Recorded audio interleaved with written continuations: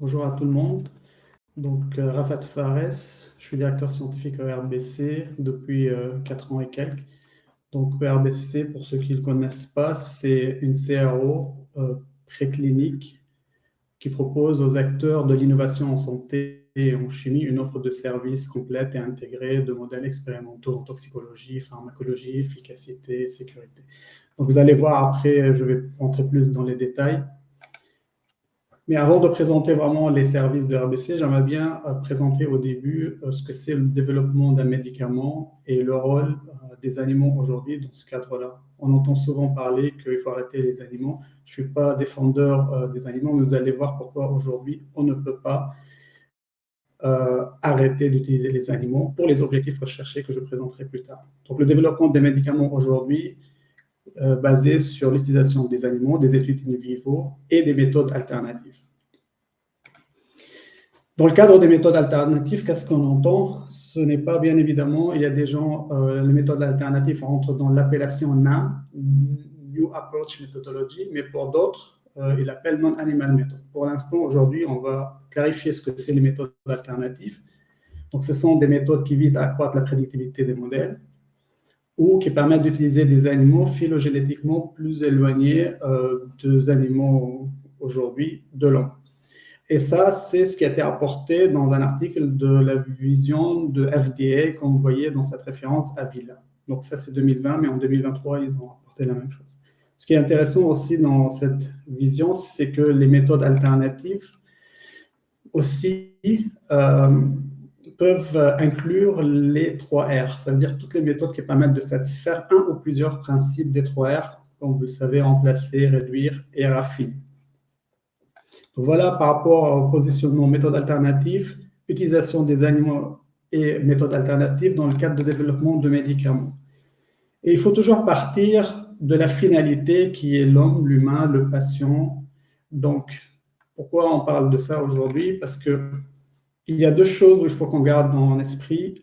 L'efficacité. On ne peut pas arriver avec un produit qui n'est pas efficace, on ne peut pas traiter avec un produit parce qu'on pense qu'il va avoir un effet. On n'est pas dans l'effet placebo, on est sur des preuves scientifiques qui montrent une efficacité. La preuve d'efficacité peut être faite dans différents modèles, in vitro, in vivo. Et le deuxième point à garder en esprit, c'est la sécurité. Et le sujet de la sécurité, c'est vraiment un sujet très sensible et sérieux. Vous avez déjà entendu parler du cas de thalidomide, qui était un médicament utilisé dans les années 50-60 comme sédatif et antinauséeux, notamment chez les femmes enceintes. Et comme vous voyez, il a provoqué de graves malformations congénitales, comme la phocomélie, malformations des bras et des jambes. Ici, vous avez une vision globale du développement de médicaments avec les différentes phases précliniques, cliniques. Donc, on commence de gauche à droite. De recherche qui dépend de laboratoire, des découvertes. On ne sait pas combien d'années.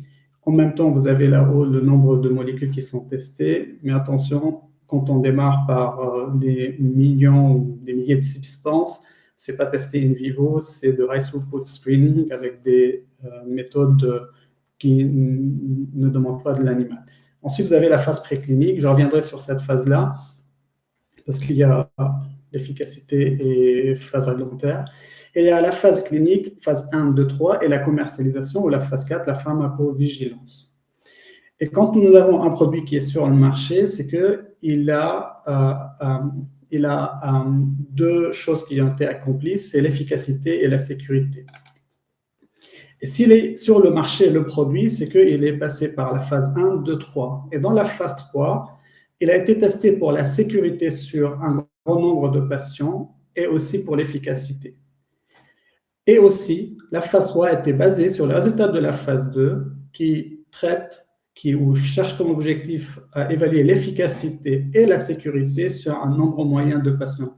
Donc, j'ai mis la sécurité en phase 3 en premier, mais c'est l'efficacité aussi qui est importante. Mais vu qu'il y a un grand nombre de patients ça nous permet aussi de voir l'aspect sécurité. Et comme vous voyez, la phase 1, c'est en dehors des traitements pour l'oncologie, c'est testé sur des sujets sains. Et l'objectif, c'est vraiment la sécurité sur un nombre limité. Si on part du principe que lorsque le produit il est sur le marché, a été basé sur des données de sécurité et efficacité dans les 3 phases cliniques, maintenant, si on doit démarrer pour la première fois les essais de la phase 1 chez l'homme, comment on prend la décision pour tester un produit pour la première fois chez l'homme? Donc, c'est là où les études précliniques vont intervenir.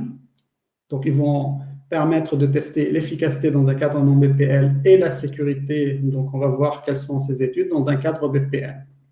Et comme vous voyez ici, il y a des risques que l'essai clinique échoue dans la phase 2 et phase 3. Mais le risque le plus important, vous avez entendu du cas TGNR 14-12, quand il y a eu chez des sujets sains le cytokine release storm, mais il y a eu des effets adverses majeurs. Je ne sais pas s'il y a des morts, mais ça veut dire que cette phase-là, elle est très critique. Et sans les données précliniques, c'est très compliqué. Et donc, quelles sont ces études et pourquoi? Donc, ce sont des études précliniques qui rentrent dans la phase réglementaire, qui permettent de fournir aux autorités réglementaires toutes les informations nécessaires sur la sécurité. Je mets entre parenthèses l'efficacité, parce qu'on ne peut pas aller sans avoir dans le dossier des informations sur la pharmacologie primaire ou secondaire aussi, du produit, afin de permettre aux autorités d'évaluer le risque potentiel chez l'humain et de délivrer l'autorisation pour initier les essais cliniques de la phase 1. Et donc, cette étape passe par la soumission d'un dossier aux États-Unis, IND, Investigation and New Drug, en Europe, IMPD, pour Investigation and Medicinal Drug Product, ou Clinical Trial Enabling. Et ce package d'études est établi selon des lignes directrices. Donc, l'ICH, Conseil international d'harmonisation des exigences techniques pour l'enregistrement des médicaments à usage humain, le OECD, Organisation de coopération de développement économique, l'Agence américaine des produits alimentaires et médicamenteux, le FDA, et l'Agence européenne des médicaments, l'EMA. Et toutes ces études, ce package d'études est réalisé dans un cadre de bonne pratique de laboratoire afin d'assurer la qualité, la reproductibilité et l'intégrité des données. Si je prends une entité chimique dédiée pour un traitement de douleur, par exemple, une petite molécule, on l'appelle, il y a un package d'études à réaliser. Là, j'ai mis une synthèse. Donc, il faut réaliser des études de génotoxicité in vitro, mutation génique, aberration ou dommage à l'ADN, et des études in vivo pour confirmer certains résultats. Nous avons la toxicité générale sur 2 espèces, une rongeur, une non-rongeur, et la durée de ces études suit la guideline ICH M3. On reviendra après sur cet aspect-là par rapport à la durée. Donc là, en général, on a une étude de 1 mois, traitement tous les jours pendant 1 mois, et on va évaluer la toxicité de produits. À savoir aussi que, comme pour l'utilisation de la dose pour la première fois chez l'homme, il faut faire attention à la dose. Même pour l'animal, ici, avant d'aller vers l'étude réglementaire, il faut faire des études qui s'appellent MTD, Maximal Tolerated Dose, ou Dose Range Finding, qui nous permettent d'utiliser la dose la plus adaptée pour pouvoir donner à l'animal un traitement pendant 1 mois sans avoir une mort prématurée ou autre. Il y a la pharmacologie de sécurité, ce sont des études in vitro et in vivo. Pour l'in vitro, on va rechercher l'impact du produit sur le canal ERK, qui est responsable de la repolarisation ventriculaire du cœur. Nous avons les études sur le système nerveux central, respiratoire et cardiovasculaire. Le but de ces études, c'est de prédire s'il va y avoir des effets adverses en clinique sur les organes vitaux, et la pharmacocinétique. Et donc là, j'aborde un peu le rôle de l'assurance qualité dans le cadre de développement de médicaments. Donc l'assurance qualité doit s'assurer que toutes les données générées dans ces études, donc je répète, qui seront transmises au sponsor. Donc le sponsor, c'est le jargon utilisé dans le cadre, donc c'est pour une industrie pharma, un mid-pharma, une biotech. Donc, ils vont utiliser ces données pour les inclure dans le dossier de soumission aux autorités réglementaires. Et donc, l'AQ, l'assurance qualité, s'assure que ces données ont été obtenues conformément au BPL. Les autorités s'appuient sur ces données pour évaluer le risque potentiel pour l'humain dans les conditions d'utilisation prévues.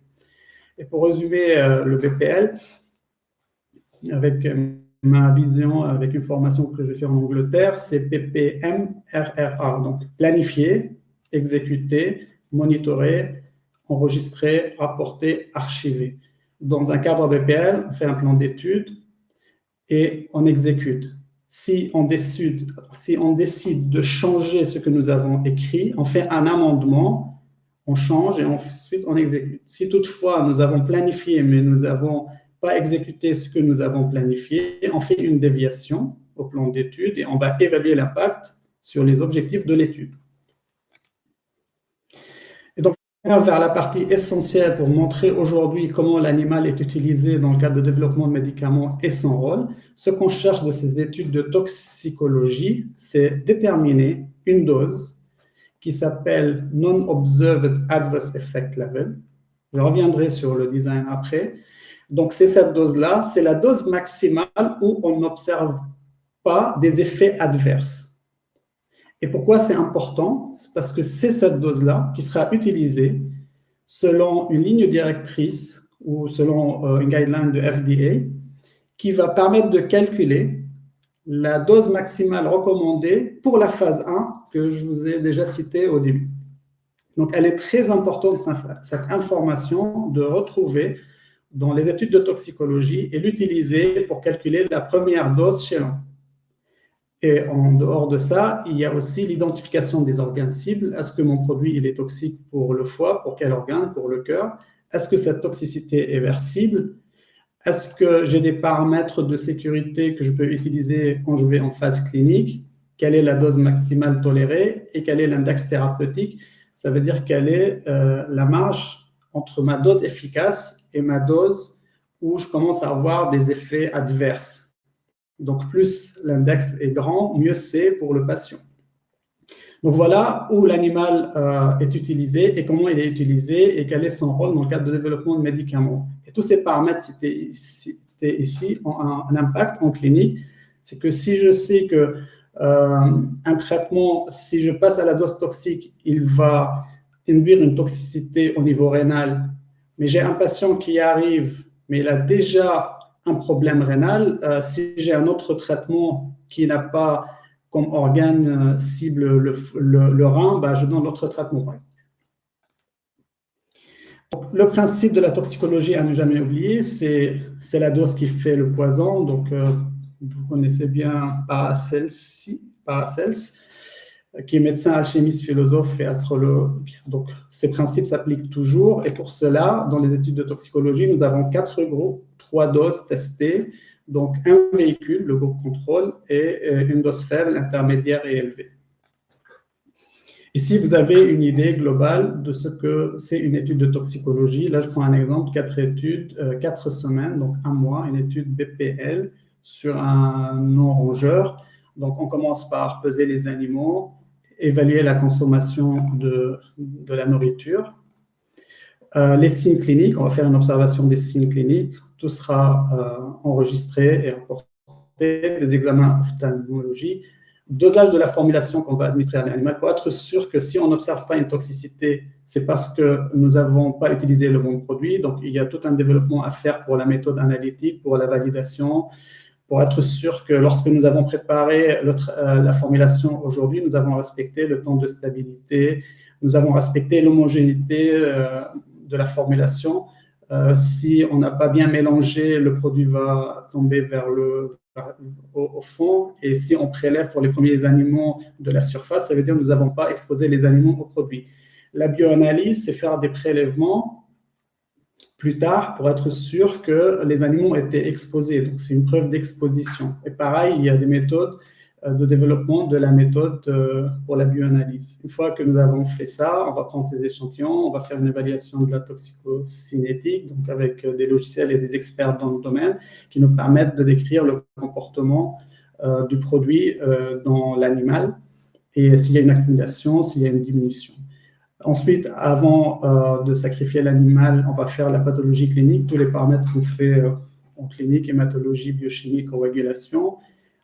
La nécropsie, l'observation macroscopique des examens des organes et une évaluation histopathologique. Il y a des coupes, des lames, des vétérinaires pathologistes qui vont lire énormément d'organes, de tissus pour évaluer s'il y a des effets induits par le produit, nécrose, apoptose, inflammation, infiltration. Et ils vont établir avec le directeur d'études la NaOL en se basant sur l'ensemble de ces données. Donc, je vous ai parlé des études précliniques, mais vous entendez parler parfois des études non cliniques. Il n'y a pas une définition et une différence, mais pour cette présentation, j'ai considéré que les études non cliniques englobent les études précliniques, donc avant la phase 1, mais aussi les études qui vont accompagner les phases 2, 3, ou parfois la commercialisation ou la phase 4. Et vous avez des études de toxicologie in vivo, la toxicologie de la reproduction et du développement, DART, la carcinogénicité et parfois des études d'interaction médicamenteuse, drug-drug interaction. Donc, on va dire que les études non cliniques, ils englobent tout. Et pour revenir sur la durée, donc si vous avez une phase 2 qui doit durer 3 mois, vous devez avoir au moins la même durée chez l'animal. Si vous allez à la phase 3, vous avez un traitement plus long, 6 mois, vous devez aussi avoir la même durée chez l'animal. Je vous ai parlé tout à l'heure que les études précliniques sont utilisées pour permettre aux sponsors de soumettre aux autorités et que les autorités donnent l'autorisation de faire la phase 1.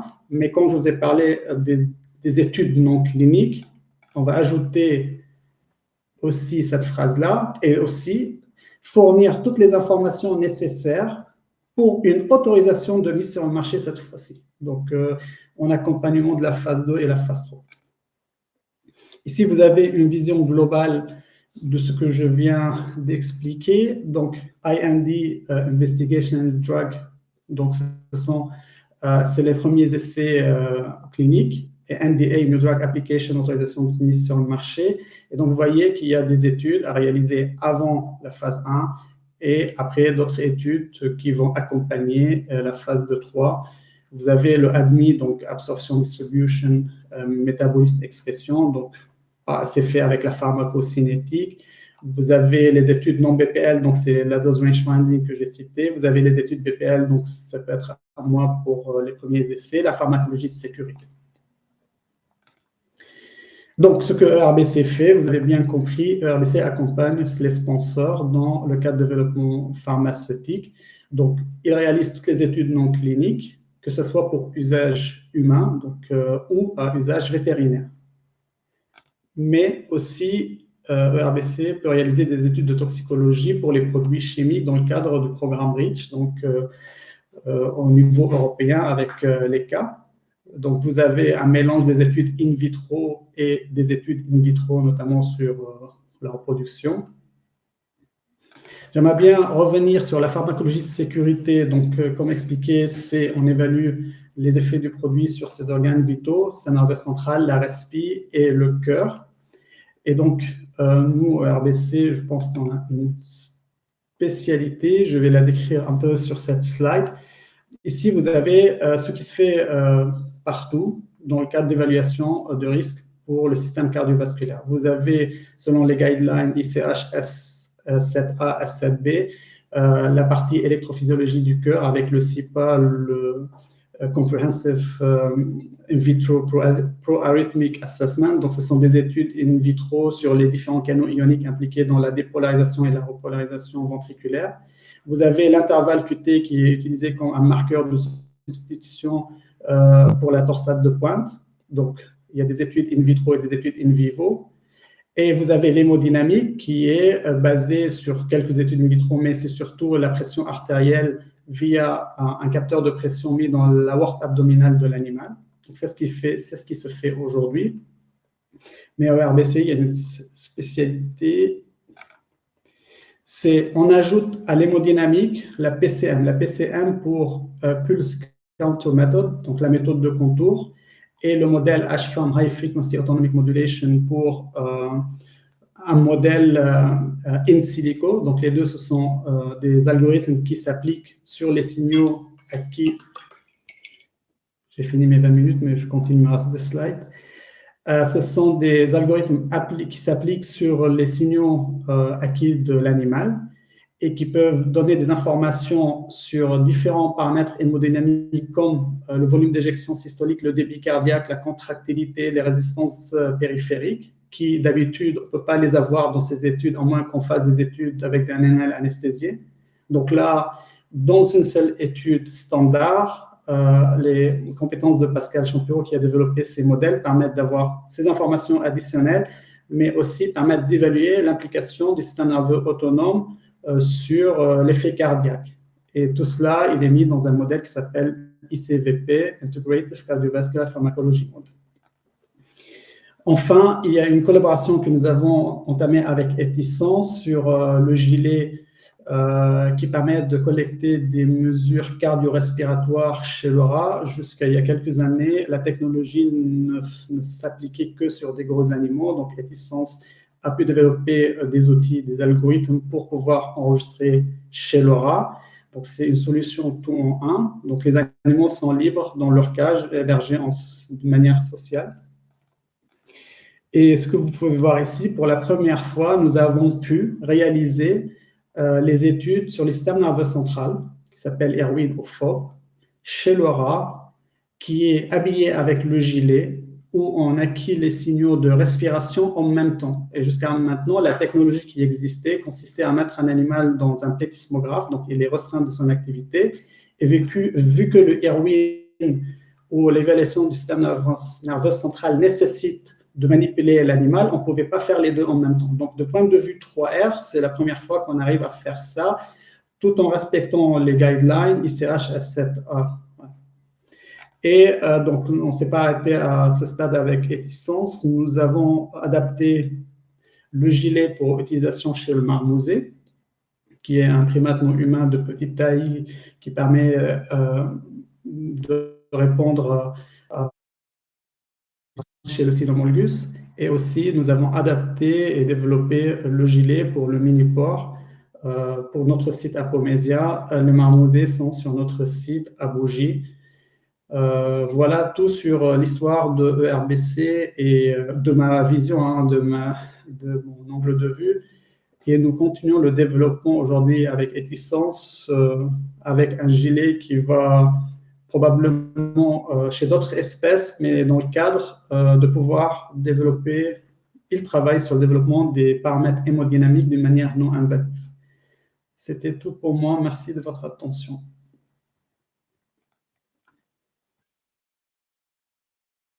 Cette présentation. J'invite les participants à ne pas hésiter à poser leurs questions à Rafat au travers du chat. Je vois qu'on a déjà une première question de Laurie que je vais partager à l'écran. La voici. Dans le cadre des études de toxicité des produits chimiques, réalisez-vous aussi des études d'écotoxicité, par exemple, impact sur les coraux, micro-organismes marins?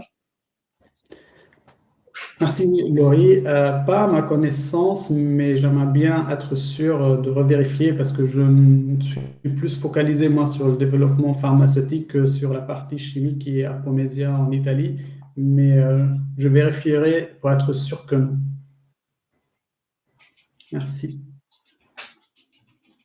Une autre question, alors attendez, qu'elle a disparu, donc je vais la réafficher. Océane, avez-vous réussi à adapter le gilet Ethicence sur plus grosses espèces primates que le marmoset? Pas de destruction des gilets entre les individus, pour l'interrogation. Je vais essayer de la réafficher. Je vais afficher, s'il te plaît, pour que je ne rate pas. Donc, je vais la retrouver, je ne sais pas où elle est passée. Oui, ok. Déjà, pour le non-rongeur, il y a des technologies qui existent. Donc, si vous connaissez MK ou DSI, ils proposent déjà des gilets pour le non-rongeur, chien, donc tous les gros animaux. Donc, nous avons déjà ces technologies à ERBC pour les autres espèces. Mais lorsque nous avons pris le gilet pour le marmousé et nous avons vu qu'il est très fonctionnel, au lieu d'investir pour les mini-porcs avec les gilets MK que nous avons fait le choix d'aller avec Etissense pour le mini-porc pour des raisons aussi pratiques, parce que le gilet contient les bandes thoraciques abdominales pour la respiration, alors que les autres, aujourd'hui, il faut toujours mettre, en plus de gilet, 2 bandes, une thoracique, une abdominale. Donc, on a dit que c'est mieux pour les techniciens. Après, il y a aussi d'autres enjeux pour développer les choses avec Etissense. Est-ce que j'ai répondu? Pas destruction. Pour les destructions des gilets, bien évidemment, c'est in vivo, donc il y a une interaction lorsqu'on héberge les animaux en social, donc bien, il y a ça, même chez les rats, mais avec un bon programme d'entraînement, d'habituation, et Etissense a travaillé sur le renforcement de certaines zones qui sont fragiles. Donc, il y a toujours un développement. Et il n'empêche pas que parfois, il y a un animal qui ne veut pas mettre un gilet, il ne faut pas le forcer. Donc, il faut bien avoir une approche étape par étape. Nous, par exemple, le protocole, la première fois, on met un bout du gilet pour l'odeur et pour qu'il s'habitue à le mâcher. Et ensuite, la deuxième séance, on les habille, mais on n'enregistre pas, on les habille pendant 1 heure, par exemple. Il ne faut pas trop les déranger. La troisième séance, on va mettre 3 heures et on va avoir des signaux, on s'assure qu'ils ne rejettent pas le gilet. Donc, ce n'est pas une solution magique comme dans tout. Lorsqu'on touche à l'animal ou à l'in vivo, il y a toujours des adaptations. Merci beaucoup. Autre question d'Éric.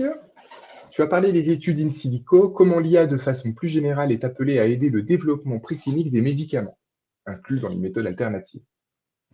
Merci Eric de cette question que je ne vais pas te convaincre avec ma réponse. Donc, l'in silico aujourd'hui, c'est basé sur des algorithmes d'analyse des signaux qui sont développés par Pascal d'une manière modeste, on va dire, où il n'y a pas vraiment un rôle de l'intelligence artificielle.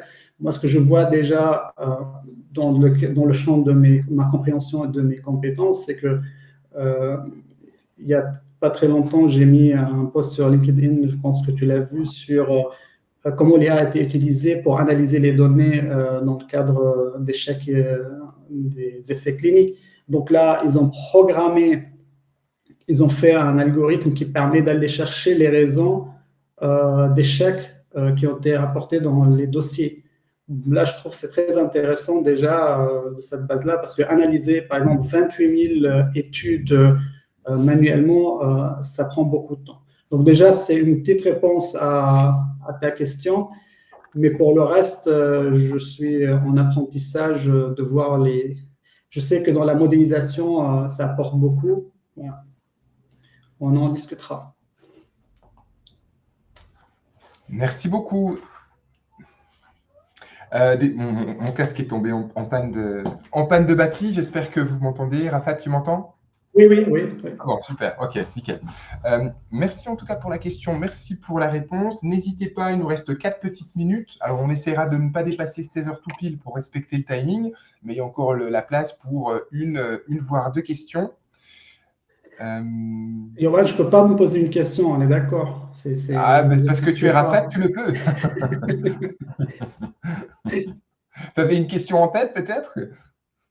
Non. Non. Ok. Non, peut-être de mon côté, difficile de rester sérieux. Peut-être de mon côté, une question pour toi. Au-delà des parties analytiques et précliniques, est-ce qu'il y a des départements de R&D chez ERBC, par exemple, pour identifier des biomarqueurs ou autre chose?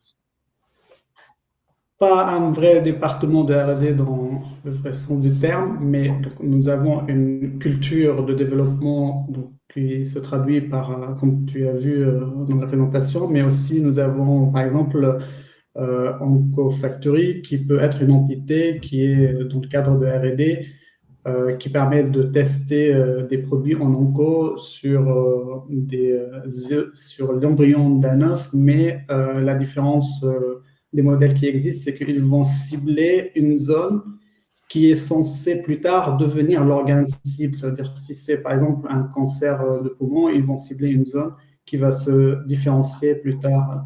Donc je pense que c'est une valeur ajoutée dans le cadre de projet R&D. C'est le travail qu'OncoFactory réalise, qui est une entité de RBC aujourd'hui. Très bien, merci beaucoup.